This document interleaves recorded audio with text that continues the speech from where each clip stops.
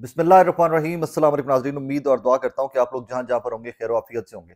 नाज़रीन, एक केस ने, एक दरखास्त ने विफाक को और केपी की हुकूमत को आमने सामने लाके खड़ा कर दिया और ये बहुत अहम, बहुत बड़ी डेवलपमेंट है। इसके ऊपर थोड़ी सी बात करते हैं और फिर 8 सितंबर के जलसे से पहले ये सारी डेवलपमेंट्स होना और भी ज़्यादा इंपॉर्टेंट हो जाती हैं। फर्दर एक कॉन्वर्सेशन में फवाद चौधरी साहब और डॉक्टर शहबाज गिल साहब भी आमने सामने हैं और वो दोनों मौक़िफ़ भी आपके सामने रखते हैं। लास्टली एक यूट्यूबर या एक शख्सियत डॉक्टर आदिल उमर साहब जो है, उनका मुश्किल वक्त खत्म होने का नाम नहीं ले रहा। एक केस के बाद दूसरा, दूसरे केस के बाद तीसरा केस चल रहा है और आज फिर उनको तीसरे केस में गिरफ्तारी डालकर अदालत में पेश किया गया।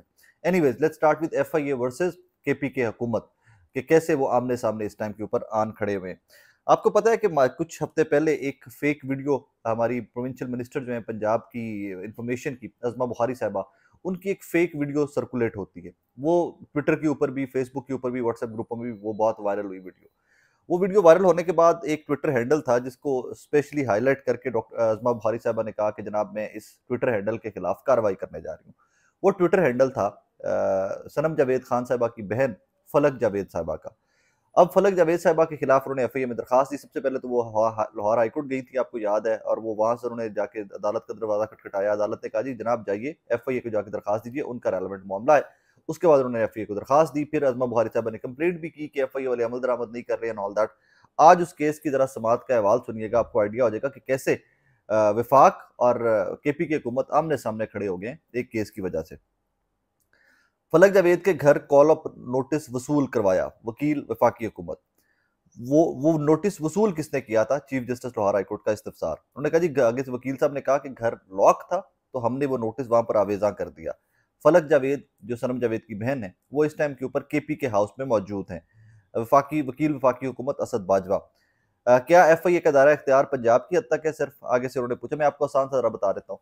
उन्होंने आगे से चीफ जस्टिस साहब ने पूछा कि क्या एफआईए है वो सिर्फ पंजाब की हद तक कार्रवाई कर सकते हैं? उन्होंने कहा जी नहीं, हमने केपी हाउस पे भी कार्रवाई की है, हमने केपी हाउस पे भी जाने की कोशिश की है। उन्होंने कहा अच्छा कैसे गए आप केपी हाउस, क्या किया आपने? आगे से चीफ जस्टिस साहब ने पूछा। उन्होंने कहा जी हमने रेड किया है केपी हाउस उनकी गिरफ्तारी के लिए, क्योंकि कॉल अप नोटिस मौसूल नहीं हो सका उनको, उनका हमें समझ नहीं आ रही वो कहाँ पे, लिहाजा हमने रेड किया है केपी के हाउस। तो उसके ऊपर बर वक्त कार्रवाई नहीं हो सकी, हम उनको वहां से भी गिरफ्तार नहीं कर सके। तो चीफ जस्टिस साहब ने आगे से पूछा कि आपकी टीम के अंदर कोई ऐसा बंदा तो नहीं है कि जो पहले से इन्फॉर्मेशन लीक कर देता हो कि एफआईए की टीम आ रही है, आप राइट लेफ्ट हो जाए एंड ऑल दैट। ये एक लंबा चौड़ा उनका कॉन्वर्सेशन हुई है। उन्होंने कहा जी आपके जो छापे होते हैं, चीफ जस्टिस साहब ने पूछा आगे चल के, आपके जो छापे होते हैं ये टीवी के ऊपर भी चलते हैं, खबरें खबरें भी चलती हैं, तो आपका इस केपी के हाउस के ऊपर छापे का खबर चली है आपकी? तो उसके ऊपर भी ये कोई उनके पास जवाब नहीं था वकील साहब के पास। उन्होंने कहा जी इसका कोई ऐसा पता नहीं है। आगे से उन्होंने पूछा कि चीफ जस्टिस ने पूछा कि जनाब आप लेके आइए वो फुटेज कहाँ पे है, जो आपने छापा मारा है उसकी कोई ना कोई फुटेज होगी, और आप कहाँ तक गए थे केपी के हाउस के अंदर? तो उन्होंने आगे से बताया कि जी हम सिक्योरिटी इंचार्ज रूम तक गए थे और वहां बैठे, और आगे से चीफ जस्टिस ने कहा कि अच्छा ठीक है, वहां पे गए, आपने चाय शाय पी, और सिक्योरिटी इंचार्ज ने कहा हमारे पास नहीं है फलक जावेद, और वापस आ गए। अब जरा समझिएगा केपी के हाउस है क्या। केपी के house Punjab house, Sindh house, Balochistan house, ये कैपिटल सिटी के अंदर जो हमारा वफाकी दारुल हुकूमत है इस्लामाबाद, इसके अंदर वहाँ की गवर्नमेंट के अपने अपने वुजरा के रहने के लिए, सरकारी अफसरान, क्योंकि जब वुजरा अपने सूबे से विफाक में आते हैं या सरकारी मुलाजमीन अपने सूबे से विफाक में आते हैं तो उनके रहने के लिए, और यहाँ पर सिक्योरिटी उसी सूबे की होती है। मतलब केपी के हाउस है तो वहाँ पर पुलिस जो है वो सारी केपी के की है, और वहाँ के मामलात इंतजामी जो है वो केपी की हुकूमत चला रही होती है। इसी तरह सिंध हाउस है तो वहाँ पर सिंध हाउस जो में सिंध की पुलिस होती है, वहाँ के इंतजामी अमूर जो है वो सिंध गवर्नमेंट चला रही होती है। अब छापे मारे जा रहे हैं एफआईए के बकौल, उन्होंने छापा मारा है केपी के हाउस में, क्योंकि आपको याद होगा कि जब सनम जावेद खान साहब अभी रिहा हुई तो उनकी पहली रिहाइश गाह जो थी वो केपी के हाउस थी, और वो काफी अरसा केपी के हाउस में मुकीम रही, क्योंकि केपी की हुकूमत तहरीक इंसाफ की थी। तो वो यहाँ पर उनको लगा कि ये महफूज रहेंगी सनम जावेद साहबा। उसके बाद आलिया हमजा साहबा भी कुछ दिनों के लिए वहां पर मुकीम रही, और अब आज ये खबर आ रही है कि जनाब फलक जावेद खान साहबा जो है वो भी केपी के हाउस में मुकीम है। बहरहाल छापा मारा गया, कुछ नहीं हुआ, और ये केस जो है ये अभी प्रोलॉन्ग हुआ है। इसमें जब तक गिरफ्तारी नहीं होती या इंक्वायरी नहीं होती है, जब तक नोटिस का जवाब नहीं आता, तब तक ये मामला ऐसे के ऐसे ही चलते रहेंगे। एनीवेज आगे बढ़ते हैं, अगली खबर भी एफआईए के रिलेटेड है। डॉक्टर आदिल उमर साहब एक यूट्यूबर, वो गंदा अंडा के नाम से यूट्यूब चैनल चलाते थे, उन्होंने वो एक बहुत गलीज किस्म की गुफ्तगू की थी गरीदा फारूकी साहिबा के बारे में, और वो उसमें गिरफ्तार भी हुए थे। और उस सारे मामले के अंदर फिर सुलह भी होगी थी उनकी इवेंचुअली। बीच में कुछ हमारे मीडिया के ही दोस्त थे, उन्होंने रोल प्ले किया था और माफ़ी मांगी थी आदिल उमर साहब ने और बरादिल साहब ने, और उसके बाद फिर वो रीदा फारूकी साहब वाला केस खत्म हो गया। उसके बाद उनको रिहा कर दिया गया एंड एवरीथिंग। उसके बाद अगला केस उनके ऊपर होता है फिर चल के अज़मा बुखारी साहबा वाला, क्योंकि वो पंजाब गवर्नमेंट के ऊपर भी अक्सर बड़ी अजीब से खवातीन के बारे में बड़ी अजीब सी लैंग्वेज यूज़ करते हुए तनकीद करते हैं। वो सेकंड मुकदमे में गिरफ्तार हुए हुए हैं 1-2 दिनों से एफआईए की तहवील में, और फिर आज उनको तीसरे मुकदमे में पेश किया गया है। अब तीसरा मुकदमा कौन सा है? एक हमारी को होस्ट है, हमारी इंडस्ट्री से ताल्लुक़ रखती हैं, आयशा जहां ज़ेब साहिबा। करंट अफेयर्स नहीं करती तो इंफोटेनमेंट वगैरह का बड़ा लंबा चौड़ा एक्सपीरियंस है आयशा जहां ज़ेब साहिबा का। इन्होंने आयशा जहां ज़ेब साहिबा के बारे में बड़े डेरोगेटरी से रिमार्क्स दिए और बड़ा अजीबो-गरीब सी लैंग्वेज उनके बारे में इस्तेमाल की थी। तो फाइनली आज आदिल उमर साहब जो हैं, डॉक्टर साहब जो हैं, वो तीसरे मुकदमे में गिरफ्तार करके उनको अदालत में पेश किया गया। और अदालत ने उनका जिस्मानी रिमांड तो खैर फर्दर नहीं दिया कि वो जो उनका सारा मवाद जो उनसे लेना था, रिकवर करना था एफआईए ने, वो एफआईए ने कहा है जी, के वकील ने कहा जी हमने रिकवर कर लिया हुआ है। और जो इनके वकील हैं डॉक्टर साहब, उन्होंने कहा जी उन्होंने रिकवर कर लिया हुआ है। लेकिन आयशा जाजेब साहिबा के वकील ने कहा है कि जनाब वो जो वीडियो मेरे बारे में अपलोड की गई थी, उसके ऊपर 3 लाख के करीब लोगों ने वो वीडियो देखी है, और वीडियो आज भी यूट्यूब के ऊपर और वहाँ की वहाँ लगी हुई है। इन्होंने वो वीडियो रिमूव नहीं की है। बहरहाल एक चीज़ बड़ी सादा सी है, आप किसी भी शख्स के बारे में इस हद तक गिरे, आप इस हद तक घटिया ज़ुबान इस्तेमाल करें, तो फिर आप ये एक्सपेक्ट नहीं कर सकते कि ऑल इज़ वेल। आपका जो दिल करे आप कह दें, वो कोई भी हो, आप उसके बारे में जो मर्ज़ी कह दें। रीदा फारूकी साहिबा हों, अज़मा बुखारी साहिबा हों, वो आयशा जाज़ेब साहिबा हों, वो कोई भी हो, आप उनको बारे में कुछ भी कहकर चले जाएँ और it's all good. At that time जब इन्होंने ये हरकत की थी आयशा जाज़ेब साहिबा के साथ, आपको याद होगा आयशा जाज़ेब साहिबा के घर के मसाइल कुछ चल रहे थे, उनके पर्सनल लाइफ़ के कुछ प्रॉब्लम्स चल रहे थे, वो खबरों का हिस्सा बनी हुई थी। उसी उनकी पर्सनल लाइफ़ को हिट करते हुए और उनके बस हस्बैंड के साथ उनके रिलेशनशिप को हिट करते हुए डॉक्टर साहब ने बड़ी बिलो द बेल्ट गुफ्तगू की थी, और उसी की वजह से फिर उनको नोटिस एफआईए का भिजवाया गया था आयशा साहिबा की तरफ से।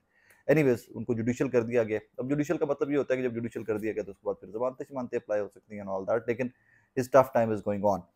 फाइनली एक चीज़ जिसने मेरी काफ़ी दिनों से मेरी अटेंशन ग्रैब की हुई थी, पाकिस्तान तहरीक इंसाफ के लोग आज भी उन टॉक शोज़ में अपीयर होते हैं कि जिनके ऊपर तहरीक इंसाफ का डिजिटल मीडिया एक्टिविस्ट बहुत गरजता बरसता है, बहुत गरजता बरसता है, बड़ा खुल के तनकीद करता है वो लोगों के ऊपर। जो डिजिटल मीडिया एक्टिविस्ट हैं, उन एंकर्स के ऊपर लोग तनकीद करते हैं कि जो उनके बयानिए को या उनके नेगेटिव चलते हैं या उनके एंटी चलते हैं। रीदा फारूकी साहिबा हो जाए, तलत हुसैन साहब हो जाएँ, ये बहुत सारे लोग इस तरह के जिनको तहरीक इंसाफ का डिजिटल मीडिया का एक्टिविस्ट सपोर्ट नहीं करता, या वो कहते हैं ना कि एक्सेप्ट ही नहीं करता, कि वो कहते हैं ये साफ़ी नहीं है, ये बिके हुए हैं, ये है, वो है एंड ऑल दैट। वो अपना-अपना क्रिटिसिज़्म सियासी जमातें करती हैं, पीएमएलएन भी करती है कि जो कहीं इमरान खान साहब के किसी नज़रिए को या इमरान खान साहब की किसी गुफ्तगू को या किसी स्टांस को सपोर्ट कर दे, तो वो भी तनकीद की ज़द में आ जाता है कि ये लिफ़ाफ़ा है, ये डॉलरों की सहाफ़त कर रहे हैं एंड एवरीथिंग। अब उन टॉक शोज़ में सभी सियासतदान जाते हैं, पीटीआई के सियासतदान भी जाते हैं। तो रिसेंटली डॉक्टर शहबाज गिल साहब ने एक बीड़ा उठाया परसों। उन्होंने कहा जी आज के बाद जो पर्सोना नॉन ग्रेटा हैं, जो ये नापसंदीदा शख्सियात हैं मीडिया की, इनके शोज़ में तहरीक इंसाफ का जो रहनुमा जाएगा, हम उसके ऊपर खुलकर तनकीद करेंगे। हम उसके ऊपर खुलकर तनकीद करेंगे। उसके बाद क्या होता है कि जनाब फवाद चौधरी साहब रीदा फारूकी साहबा के शो में बैठते हैं, और उसके बाद डॉक्टर गिल जो है वो खुलाकर बोलते हैं उनको, फवाद चौधरी साहब को, कि चौधरी साहब आपको नहीं बैठना चाहिए इन शोज़ के अंदर। मैं आपको थोड़ा सा वो पढ़ के सुनाता हूँ। तो उसके ऊपर उन्होंने कहा जी आपको इन शोज़ में नहीं बैठना चाहिए। चौधरी साहब ऐसे घटिया सहाफ़ी नुमा टाउट के प्रोग्राम पर जाकर आप अपने नाम का नुकसान करेंगे। उन्होंने सहाफ़त नहीं की, खतरनाक टाउटगिरी की है। इनके शो पर बैठना इस पूरी मूवमेंट की तौहीन है, ये कहा डॉक्टर शहबाज गिल साहब ने मुखातिब करते हुए फवाद चौधरी साहब को। फिर फवाद चौधरी साहब ने आज उनका जवाब दिया सुबह। उन्होंने कहा सहाफ़ी और सियासतदान मुस्तकिल हकीकतें हैं, बाकी लोग आते जाते रहते हैं।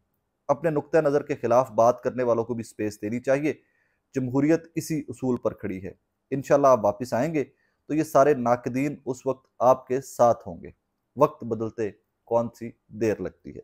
मैं दोनों लोगों से मुत्तफिक हूँ। ये पहली दफ़ा हो रहा है कि मैं दोनों लोगों से मुत्तफिक हूँ।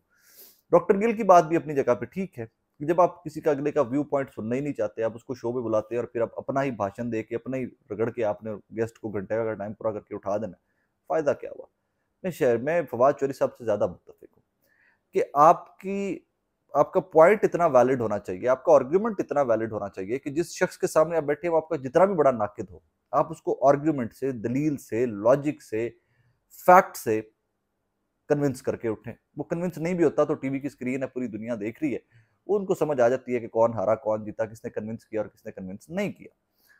तो इसमें ज़्यादा बेहतरी तो ये होती है कि मैं दैट्स व्हाट आई बिलीव कि आपको उन शोज़ में ज़्यादा अपीयर होना चाहिए जो आपको पता है कि आपके बहुत एंटी लोग हैं, जो आपसे बहुत मुखालफत रखने वाले लोग हैं, आपको उन शोज़ में ज़्यादा अपीयर होना चाहिए, ताकि वहाँ पर आपका आर्गुमेंट जानदार होता है।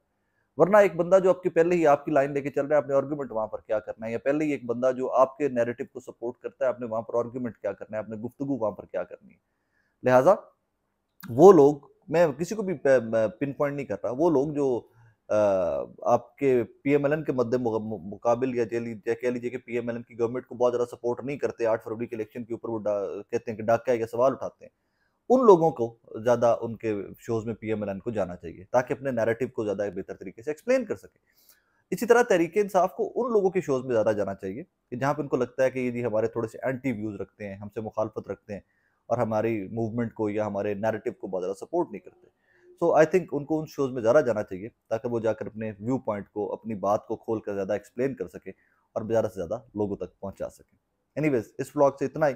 अगले व्लॉग में इंशाअल्लाह मुलाकात होगी आपसे। अपना बहुत सारा ख्याल रखिएगा, दुआ में याद रखिएगा।